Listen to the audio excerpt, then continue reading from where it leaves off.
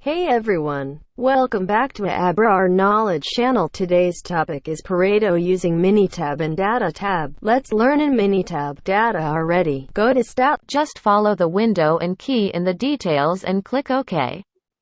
Pareto chart comes in. Isn't very interesting. Within 10 seconds we can create, and Minitab has built-in features with all data, and it does calculate individual percentage and cumulative percentage. Let's do in Datatab. Simple, copy-paste the data and go to chart. Automatically all charts are updated, and you can also download the data. In the metric variables, select quantity and nominal variable, select defect reason laptop and scroll down. You will all the charts.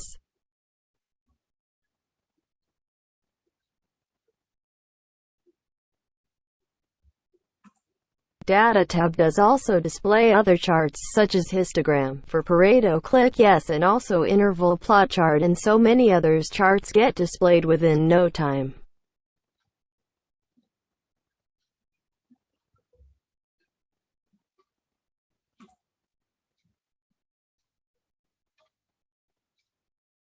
Hope this video is very useful, and please leave a comment in comment section. See you in next video.